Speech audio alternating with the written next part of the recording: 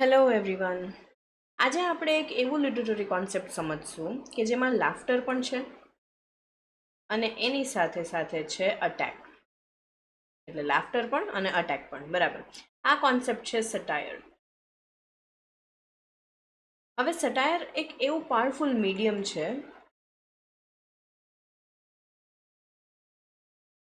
કે જ્યાં રાઇટર હાસ્યને શું બનાવે છે, એનું વેપન બનાવીને સોસાયટીને ક્રિટિસાઇઝ કરે છે અથવા ચેલેન્જ કરે છે, બરાબર. જ્યાં જોક છે એ એક સરફેસ ઉપર હોય છે, એટલે કે ઉપર ઉપર તમને એવું લાગે કે જોક છે, પણ અંદર શું છે, એક ડેન્જરસ ટ્રુથ, બરાબર.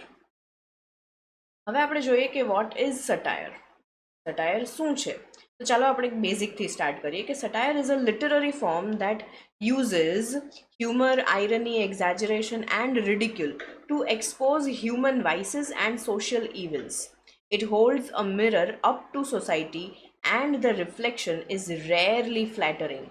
તો આપણે એને સિમ્પલી સમજીએ તો સટાયર જે છે એ સોસાયટીને શું બતાવે છે? મિરર બતાવે છે. પણ આ મિરર કેવું હોય છે? કોઈ બ્યુટીફુલ રિફ્લેક્શન નથી બતાવતું. શું બતાવે છે? ફ્લોઝ બતાવે છે, એટલે કે ખામીઓ બતાવે છે, બરાબર. હવે એકદમ ઇમ્પોર્ટન્ટ કોન્સેપ્ટ શું છે કે સટાયર is not just comedy. It is not just comedy. શું છે તો it is comedy with a conscience, બરાબર. It is comedy with conscience. હવે ડાયરેક્ટ ક્રિટિસિઝમ કરો તો લોકો ડિફેન્સિવ થઈ જાય, બરાબર. પણ સટાયર શું કરે છે કે હ્યુમર ટ્રુથની અંદર પેક કરીને આપણને એક્સેપ્ટ કરાવડાવે છે, બરાબર. તો પહેલા તમે શું કરો છો? ફર્સ્ટ યુ લાફ, પહેલા તમે હસો છો, ધેન યુ થિંક, પછી તમે વિચાર કરો છો, એન્ડ ધેન યુ રિયલાઇઝ, બરાબર. આ પ્રોસેસ છે સટાયરની. હવે સટાયરિસ્ટ ટૂલ કિટ. હવે આપણે સમજીએ કે સટાયર કામ કેવી રીતે કરે છે. ધેર આર 4 મેઇન ટેકનિક્સ, બરાબર. કઈ કઈ છે? આયરની, એક્ઝેજરેશન, રિડિક્યુલ અને સાર્કાઝમ. તો આયરની છે શું છે? તમે એક વસ્તુ બોલો અને એનો મીનિંગ કંઈક બીજો જ હોય, બરાબર. એક્ઝેજરેશન શું છે? રિયાલિટીને આમ એક્સ્ટ્રીમ બનાવી દે છે, બરાબર. રિડિક્યુલ કે જે પાવરફુલ પીપલને કેવું બતાવે? ફૂલિશ, બરાબર. પછી છે સાર્કાઝમ. It is sharp and cutting criticism. આ ટૂલ્સની સાથે સટાયર બિકમ્સ અ પાવરફુલ અટેક. શું બની જાય છે? It becomes a powerful attack. હવે દેર આર 2 ફેસીસ ઓફ સટાયર. બે ફેસીસ છે સટાયરના. કયા કયા છે?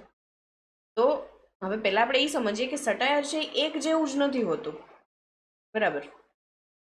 એના પણ બે મેઇન ટાઈપ્સ છે, 2 ફેસીસ. કયા કયા? હોરેશિયન અને જુવેનાલિયન સટાયર. એક તમને હસાવશે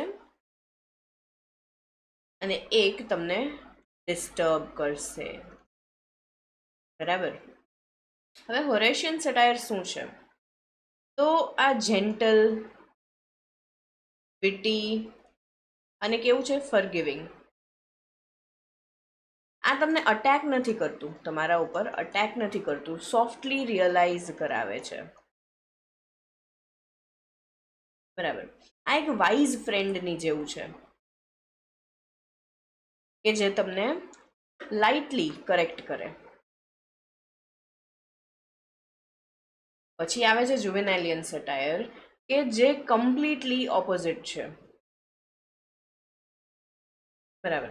એકદમ ઓપોઝિટ છે. કોનાથી? હોરેશિયન સટાયરથી. કેવું છે આ? હાર્શ, બિટર, એંગ્રી, આ એવું છે. અને કોના ઉપર ડાયરેક્ટ અટેક કરે છે? Corruption, injustice end power abuse, એના પર ડાયરેક્ટ અટેક કરે છે. આ તમને અનકમ્ફર્ટેબલ બનાવે. અનકમ્ફર્ટેબલ તો બનાવશે જ, પણ એની સાથે તમને શું સમજાવશે? ટ્રુથ સમજાવશે. ઠીક છે. હવે આપણે એક્ઝામ્પલ્સ જોઈએ. આ બધા જે કોન્સેપ્ટ આપણે જોયા એના આજે આ કોન્સેપ્ટ આપણે જોયું સટાયરનું, એના રિયલ એક્ઝામ્પલ્સ આપણે સમજીએ. આ સટાયરને રિયલ એક્ઝામ્પલ્સથી સમજીએ. પહેલું છે જોનાથન સ્વિફ્ટ, એનું અ મોડેસ્ટ પ્રપોઝલ, કે જેમાં સ્વિફ્ટ એવું કહે છે કે ગરીબ લોકો છે એ પોતાના બાળકોને ફૂડ તરીકે વેચી દે છે, લાઈક નોટ લિટરલી, પણ આ આપણને શોખ તો કરે જ છે. But that is wear the ક્રુએલિટી is exposed.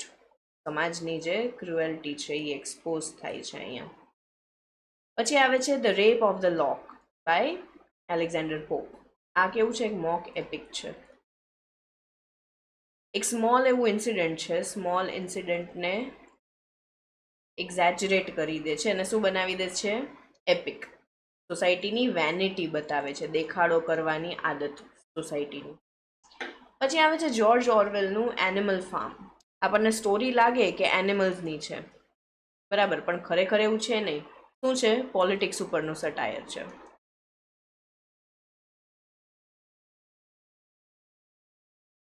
હવે આપણે જોઈએ ધ પર્પઝ ઓફ સટાયર, એટલે કે સટાયરનું રિયલ એમ શું છે? Two expose hypocrisy, two criticise the social ઇવિલ્સ, અને રિફોર્મ લઈ આવવું, ટુ એન્કરેજ રિફોર્મ. સટાયર ખાલી ને ખાલી તમને ઇન્સલ્ટ નથી કરતું, અથવા ઇન્સલ્ટ નથી કરાવડાવતું તમારી પાસે. શું કરે છે? અવેરનેસ ક્રિએટ કરે છે. આ જે છે એ સોસાયટીને ચેન્જ કરવાની ટ્રાય કરે છે. કોને ચેન્જ કરવાની ટ્રાય કરે છે? સોસાયટીને. હવે 3 લાઇન્સ જે છે એ તમે યાદ રાખો કે what is સટાયર. સટાયર equals to humour અને એની સાથે સાથે ક્રિટિસિઝમ. હ્યુમર અને ક્રિટિસિઝમ જ્યારે સાથે આવે ઇટ બીકમ્સ સટાયર. ટેકનિક્સ જે છે એ શું રિવીલ કરે છે? ટ્રુથ રિવીલ કરે છે. સટાયરનું કામ શું છે? It makes you laugh first, પહેલા હસાવે છે, એન્ડ ધેન થિંક, પછી વિચાર કરાવે છે. તો સટાયર શું છે? ટ્રુથ રિવીલ કરવાનું સેફેસ્ટ એન્ડ સ્માર્ટેસ્ટ વે.